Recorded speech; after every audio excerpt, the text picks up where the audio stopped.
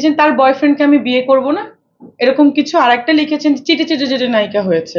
আমিও আমার ব্যারিস্টার এবং লয়ারকে দিয়ে, দুজন আছেন, আমিও একটা নোটিশ তাকে রিপ্লাই দিব যে কোথায় আমি আসলে কাউকে ব্যক্তিগতভাবে আমি আসলে কাউকে নিয়ে কিছু বলিনি।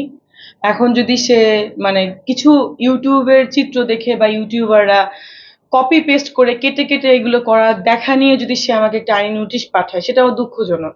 কারণ তার সাথে আমার প্রচন্ড ভালো রিলেশন, তাকে আমি প্রচন্ড রেসপেক্ট করি, একটা কথা তাকে নিয়ে আমি বাজে বলি নাই।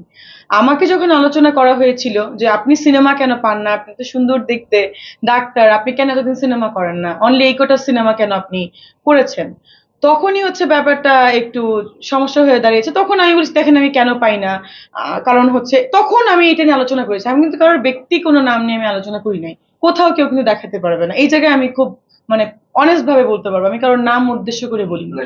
দুটো কথার মধ্যে একটা হচ্ছে সে লিখেছেন, যদি আমার কাছে লিগ্যাল ভাবে আমি রিসিভ এখনো করিনি, আসে নাই আমার বাসায়, সে লিখেছেন যে লিখেছেন তার বয়ফ্রেন্ডকে আমি বিয়ে করব না, এরকম কিছু। আর একটা লিখেছেন চিটে চিটে চিটে নায়িকা হয়েছে।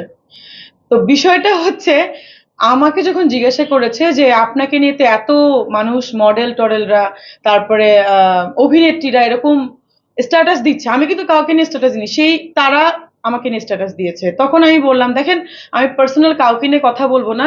আমার কথা হচ্ছে দেখেন আপনারা সবাই রিল্যাক্স থাকেন। এই যে সাকিবকে নিয়েও যখন বিয়ের কথা আসলো, এটা তো আমি একটা সাসপেন্স রেখেছিলাম সিনেমার জন্য, নায়ক নায়িকাদের সবকিছু সাসপেন্স থাকতে পারে, সেটা নিয়েও বলেছি যে দিদিরা মানে অপু দিদি বলেন, বুবলি আপু বলেন, কারোরই তো আসলে পার্সোনালি আমাকে অ্যাটাক করার কোনো প্রয়োজন নাই।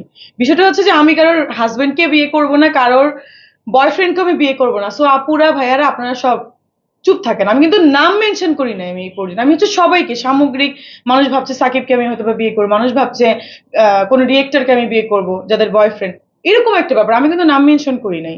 আবার একটা জিনিস যেটা বলছে চেটে চেটে চেটে নায়িকা হয়েছে, আমি কিন্তু এটা বলি নাই, আমার কাছে ফুল ভিডিও আছে। আমাকে যখন বলেছে যে আপনি সিনেমা কেন পাচ্ছেন না বা আপনি এতদিন কেন করছেন না, মাত্র 11টা সিনেমা কেন, তখন আমি বলেছি দেখেন আমি পড়াশোনা নিয়ে প্রচন্ড বিজি থাকি, আর সেকেন্ড কথা যখন টাইম পাই সিনেমা করি। তখন বলছে যে এত কম কেন, ভালো ভালো ডিরেক্টররা কেন আপনাকে নিয়ে কাজ করছে না। আমি বলছি আমি ভালো ডিরেক্টরের সব কাজ করেছি আমি।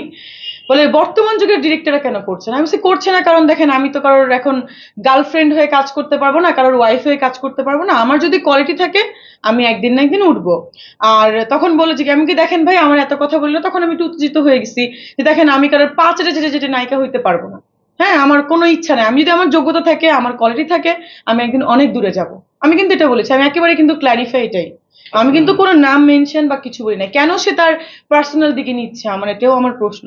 আমি কি নাম করেছি, এখনো কোনো ভিডিও দেখতে দেখাইতে পারবে না স্টেটমেন্ট। ওই পরবর্তী পদক্ষেপ হবে হচ্ছে আমিও একটা, যেহেতু আইনি পদক্ষেপ আইনি নোটিশ, আমিও আমার ব্যারিস্টার এবং লয়ারকে দিয়ে, দুজন আছেন, আমিও একটা নোটিশ তাকে রিপ্লাই দিব যে কোথায় দেখেছিল।